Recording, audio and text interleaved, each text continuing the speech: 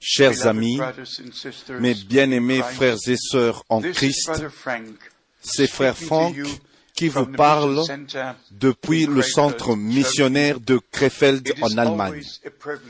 C'est toujours un privilège pour moi de partager la sainte parole de Dieu avec vous et nous sommes reconnaissants de vous dire que Dieu est en train d'ouvrir les cœurs et aussi les portes jusqu'aux extrémités de la terre, afin que le dernier message puisse être prêché, et c'est comme ça que les extrémités de la terre peuvent être atteintes, conformément à ce que notre Seigneur a dit dans Matthieu au chapitre 24, verset 14. Nous avons, par la grâce de Dieu, le ministère d'enseignement apostolique et prophétique de la Bible. Nous n'avons pas nos propres convictions, nos propres enseignements, nos propres pratiques. Nous n'avons pas ce que les gens appellent une confession de foi, avec certains articles qu'on croit ceci ou cela. Nous croyons simplement la parole de Dieu, de la Genèse à l'Apocalypse. Et nous croyons que toute chose, tout ce qui vient de Dieu, nous vient par la révélation divine. On ne peut pas étudier Dieu, on ne peut pas étudier sa parole par notre propre intellect. Tout nous doit être donné, par la révélation divine directe de Dieu, comme l'apôtre Pierre, il lui a été dit dans Matthieu chapitre 16 que ce n'est pas le sang et la chair qui te l'ont révélé, mais c'est mon Père qui est dans le ciel. Et puis dans Éphésiens au chapitre 1, l'apôtre a dit au verset 9, il nous a fait connaître le mystère de sa volonté. C'est absolument un mystère. Dieu est un mystère. Et l'apôtre Paul, plusieurs fois, il a utilisé le mot mystère. Je vous dis un mystère.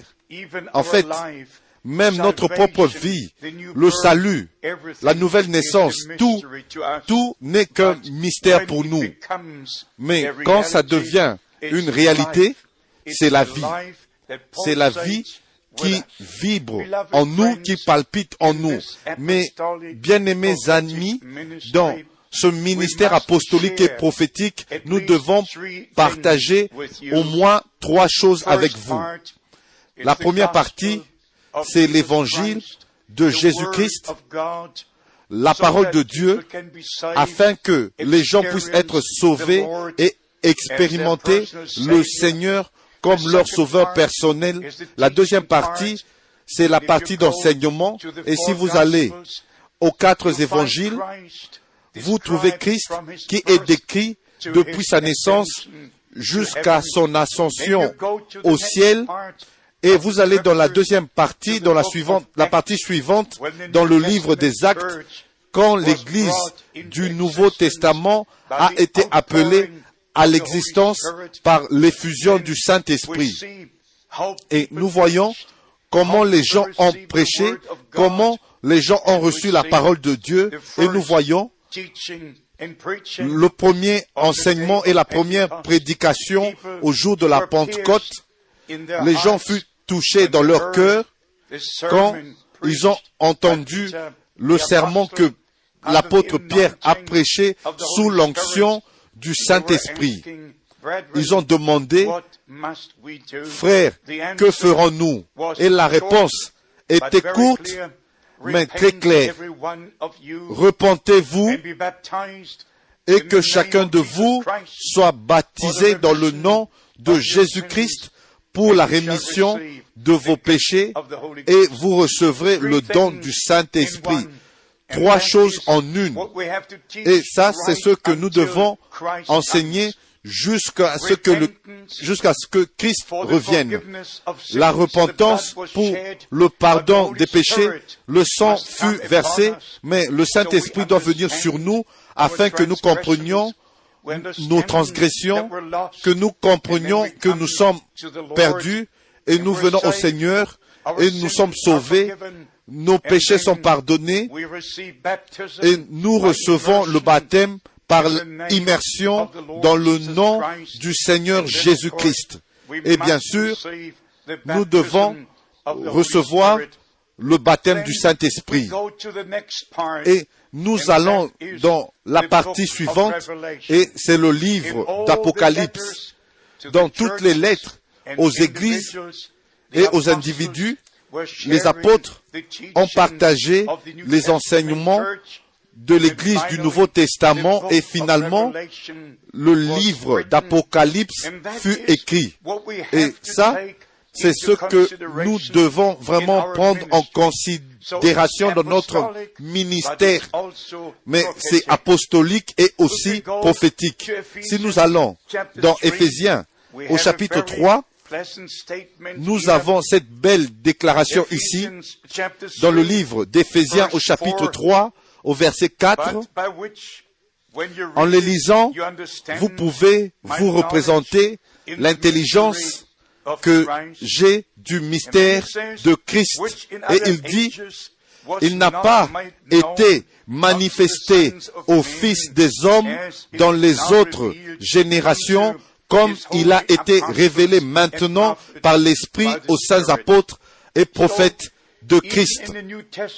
Même dans le Nouveau Testament, notre Seigneur a des apôtres et des prophètes. Il a des docteurs et c'est comme ça que nous comprenons que le temps est arrivé où les véritables enseignements apostoliques et prophétiques et des pratiques de la Bible doivent être partagés avec tous les enfants de Dieu qui croient la parole de Dieu partout sur la terre. Et nous comprenons aussi que les déviations sont venues, les frères se sont élevés et ils ont enseigné des choses différentes et ils ont divisé des églises locales et ils ont appelé des disciples après eux. Alors l'apôtre a averti dans Galates au chapitre 3, au verset 1, il a fait la déclaration dans Galates au chapitre 3, verset 1, « Ô Galates dépourvus de sens, qui vous a fasciné, qui vous a ensorcelé. » Maintenant, mes bien-aimés frères et sœurs, chers amis, si vous êtes un enfant de Dieu, est-ce que vous aurez compris que quelqu'un puisse vous ensorceler, vous fasciner? Qu'est-ce que cela veut dire? Cela veut dire qu'il y a un sort qui a été jeté sur vous. Et il dit au verset 2, voici seulement ce que je veux apprendre de vous. Est-ce que par les œuvres de la loi que vous avez reçu l'Esprit? Et bien sûr, il a partagé la pensée de son cœur, la parole de Dieu qui lui a été révélée. Il avait la responsabilité pour l'Église dans la présence de Jésus-Christ parce que il avait été appelé directement dans le ministère et placé avec une responsabilité spéciale dans le corps de Christ. Ce dont nous avons besoin aujourd'hui, ce sont des hommes appelés par Dieu avec une commission divine, une responsabilité directe pour partager les enseignements originaux de la parole de Dieu avec le peuple de Dieu. Et dans 2 Corinthiens, au chapitre 11, l'apôtre a parlé de la séduction d'Ève et il était inquiet que l'Église du Nouveau Testament tombe aussi dans les pièges de l'ennemi. Et alors, comme avait fait Ève, si nous regardons même dans le livre d'Apocalypse, maintenant nous allons seulement lire de Éphésiens, dans l'âge d'Éphèse. Si nous lisons le message au premier âge de l'Église, il lui a été dit dans l'Église d'Éphèse, ici il est dit, dans Apocalypse, au chapitre 2, verset 1, écrit à l'ange de l'Église d'Éphèse, voici ce que dit celui qui tient les 7 étoiles dans sa main droite celui qui marche au milieu des 7 chandeliers d'or. Et déjà au verset 2, il est dit que tu as éprouvé ceux qui se disent apôtres et qui ne le sont pas, et que tu les as trouvés menteurs. Tout le monde peut dire, je suis un prophète. Tout le monde peut dire, je suis un apôtre. Tous peuvent dire, je suis un enseignant de la Bible. Mais est-ce qu'ils enseignent la Bible? Est-ce qu'ils enseignent ce que les apôtres ont enseigné? Est-ce qu'ils pratiquent ce que les apôtres ont pratiqué? Mais bien aimés, le temps est arrivé pour être honnête et retourner à la parole de Dieu. Et que Dieu seul soit reconnu pour vrai et que tout homme soit reconnu comme menteur. Maintenant, nous comprenons par les Écritures que le retour de Jésus-Christ est imminent. Nous ne sommes pas seulement à la fin du temps, nous sommes à la fin du temps de la fin. Et je dois mettre l'accent sur cela partout dans le monde, presque dans chaque sermon. Je dois partager la parole de Dieu et aussi les promesses que le Seigneur a faites à l'Église pour la dernière partie, jusqu'à ce qu'il revienne, en fait, jusqu'à son retour. Alors nous comprenons aussi des Saintes Écritures qu'il y a un temps de restauration de toutes choses qui doit arriver, comme c'était avec les enfants d'Israël qui sont revenus dans leur terre promise. Ils ont été rassemblés de tous les pays sur la terre et ils sont revenus depuis 1948. Nous avons de nouveau un pays qu'on appelle Israël. Et dans Ézéchiel, au chapitre 47, verset 21 au verset 23, cela parle des étrangers qui devaient demeurer avec les 12 tribus d'Israël. Dans Joël, au chapitre 3, versets 1 et 2, nous lisons qu'ils se sont partagés ma terre. Israël est le pays de Dieu. Et le peuple est le peuple d'Israël. Et Dieu est le Dieu d'Israël. Nous devons comprendre cela. Et ceci n'a rien à voir avec un esprit national. Ceci est la décision de Dieu. Au travers d'Abraham, d'Isaac et Jacob, et aussi au travers des 12 tribus. Dieu a choisi Israël pour faire l'histoire qui devait avoir lieu dans le spirituel et déjà qui était comme une ombre dans le naturel.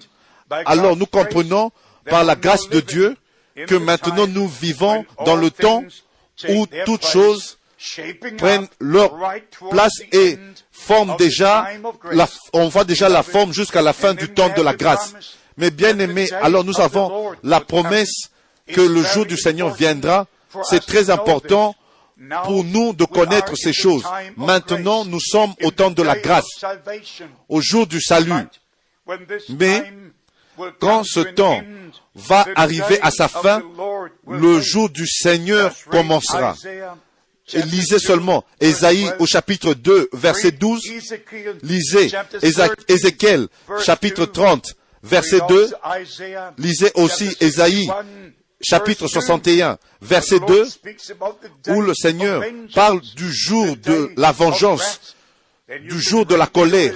Si vous lisez Joël, chapitre 1, verset 15, et vous pouvez aussi lire Malachie, chapitre 4, verset 1, le jour viendra qui sera comme un four. Et vous devez aussi lire Malachie, chapitre 4, verset 5. Avant le grand jour et terrible du Seigneur arrive, le Seigneur a dit, je vous enverrai Élie le prophète. Qu'est-ce que c'est? Avant que le jour du salut aille à sa fin et que le jour du jugement arrive, le jour de la colère, Dieu a promis d'envoyer un prophète comme Élie. Je vous le lis. Même dans le Nouveau Testament, notre Seigneur s'est référé à la promesse de l'Ancien Testament. Je le répète. Et il a répété la même chose dans Matthieu au chapitre 17, verset 11, dans Marc au chapitre 9, verset 12.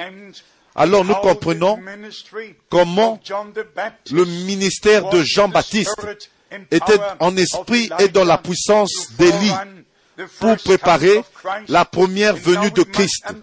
Maintenant, nous devons comprendre que Dieu a envoyé un prophète et le ministère prophétique pour utiliser les écritures prophétiques et les appliquer telles qu'elles doivent être appliquées et montrer comment est-ce que toutes choses sont maintenant en train de s'accomplir telles que le Seigneur l'avait déjà dit d'avance. Pour moi, c'est un devoir de connaître la parole promise pour aujourd'hui et encore. Il y a ceux qui sont au courant de ce que Dieu a fait après la Deuxième Guerre mondiale et particulièrement depuis mai 1946, quand l'ange du Seigneur a visité William Branham et lui a donné la grande commission. Mais bien aimé, je dois vous dire ces choses. Si je ne le fais pas, Dieu va m'en tenir responsable du fait que je ne vous ai pas dit la vérité. Je dois vous informer que Dieu est encore en train de faire l'histoire. Il est en train d'achever ses promesses. Il fait ce qu'il dit, il a dit dans sa parole. Et encore, nous avons ceux qui font de William Branham, le grand homme de Dieu, un sujet spécial dans leurs enseignements et dans leurs prédications. Si je rends un culte à un homme, mais bien aimé, si toute la gloire ne va pas à Dieu, il y a quelque chose qui ne va pas quelque part. Et je crois que la seule autorité que nous avons est la parole écrite de Dieu. Rien ne peut être changé, modifié, rien ne peut être ajouté, tout doit demeurer tel que c'était. Et il y en a qui font des déclarations de frère Branham, leurs propres enseignements. Et que vous le croyez ou pas, il y a tellement de directions différentes dans le message de l'heure. Et cela m'afflige dans mon cœur, parce que aussitôt que j'ai mentionné le nom du serviteur de Dieu et prophète de Dieu, les ministres partout dans le monde me disent, juste un moment, monsieur, il y a un groupe ici qui se réfère à cet homme à chaque fois. Je ne me réfère pas à cet homme chaque fois. Je vous dis simplement qu'il y a eu un homme envoyé par Dieu avec la parole de Dieu, avec le message de l'heure, que je prends jusqu'aux extrémités de la terre. Mais bien aimés, pour ceux qui sont au courant du ministère du temps de la fin, j'aimerais vous montrer quelque chose, parce que il se réfère plusieurs fois à Apocalypse, chapitre 10, au verset 7. Je dois seulement vous dire la vérité. Nous devons laisser chaque parole de Dieu telle que c'est écrit et comme c'est écrit. Comme c'est écrit dans la Bible. Si vous allez par exemple dans Apocalypse chapitre 1, vous voyez le Seigneur comme le Fils de l'homme marchant au milieu des 7 chandeliers d'or. Et nous allons au chapitre 2. Dans Apocalypse de chapitre 2, chapitre 3, nous trouvons les 7 messages aux 7 églises qui ont un caractère prophétique, qui nous montrent ce qui sera. Et maintenant, nous sommes dans le dernier âge de l'Église et nous croyons que le messager est venu et le message nous a été donné à l'Église. Et après, nous continuons dans Apocalypse chapitre 4 et nous voyons au verset 2 celui qui est assis sur le trône. Et dans Apocalypse chapitre 5, nous voyons celui qui est sur le trône ayant un livre dans sa main. Et nous voyons l'agneau qui vient pour prendre le livre. Il a ouvert les sceaux et il révèle ce qui est caché dans ce livre. Et bien sûr, nous voyons le livre qui est ouvert. Et le premier sceau, le deuxième sceau, le troisième sceau, le quatrième sceau, le cinquième sceau, le sixième sceau. Dans Apocalypse, chapitre 6. Et nous avons un intervalle au chapitre 7 qui nous montre le scellement des 144 000 des 12 tribus d'Israël. Et aussi, nous avons le grand nombre de ceux qui sortent de la grande tribulation. Et c'est seulement nous arrivons au chapitre 8 où il est parlé de l'ouverture du septième sceau. Et je ne sais pas pourquoi, mais tout le monde s'arrête à Apocalypse chapitre 8, verset 1. Pourquoi est-ce qu'on ne continue pas à lire pour connaître ce que contient ce sceau? Pourquoi est-ce que vous pouvez avoir la philosophie au sujet du verset 1 et en fait ne pas lire le texte même qui continue avec le septième sceau pour connaître ce que le septième sceau contient réellement?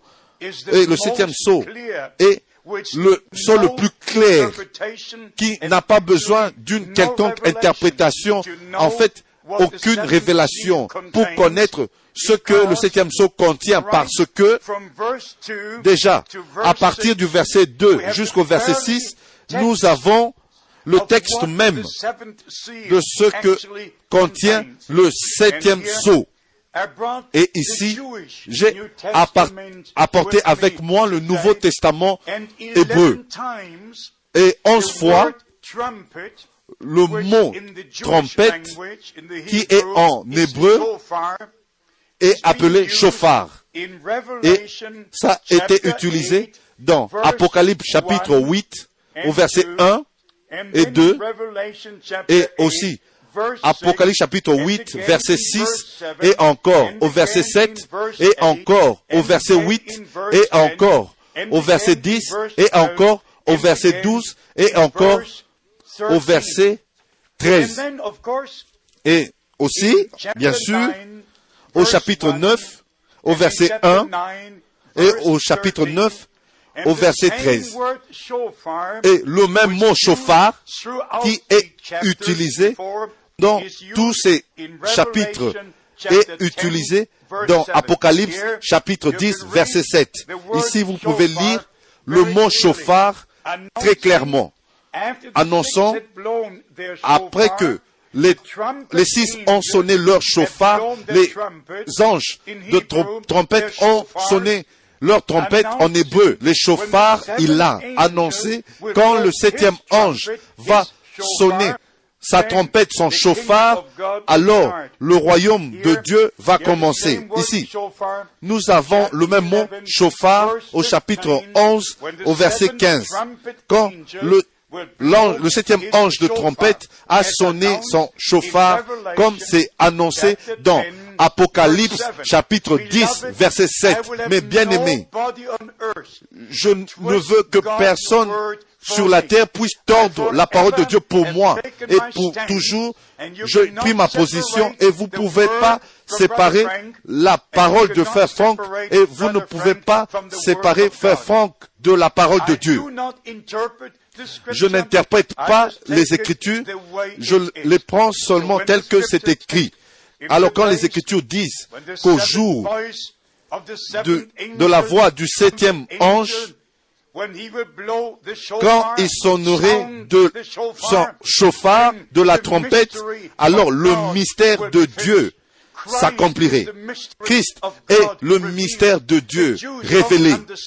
Les Juifs ne comprennent pas ce mystère jusqu'à ce jour, mais Paul a écrit du mystère de Dieu dans 1 Timothée chapitre 3 verset 16 et sans contredit, le mystère de la piété est grand. Mais bien aimé, quand le temps pour les Juifs va arriver, Christ, le mystère de Dieu, leur sera révélé. Résumons ce que nous essayons de dire aujourd'hui. Ceci est le temps de la fin et le message du temps de la fin avec toute la parole de Dieu qui nous a été révélée jusqu'à l'Apocalypse, tous les mystères qui sont contenus, même le septième sceau, même les sceaux, sont maintenant prêchés partout dans le monde et ceux qui sont de Dieu écoutent la parole de Dieu, les paroles de Dieu qui sont révélées en ce temps. Maintenant, nous comprenons que le retour de Christ est proche. Et nous avons le véritable évangile, les vrais enseignements dans le livre. Et le livre de l'Apocalypse nous est révélé par le Saint-Esprit. Et c'est comme ça que nous avons la responsabilité, la pleine parole de Dieu, le véritable ministère apostolique et prophétique jusqu'aux extrémités de la terre. Mais bien aimés, croyez tel que le dit l'Écriture et soyez préparés pour le retour de Christ, car le retour est proche. Que Dieu vous bénisse et qu'il soit avec vous. Nous serons vraiment heureux d'avoir de vos nouvelles dans le saint nom de Jésus-Christ. Amen.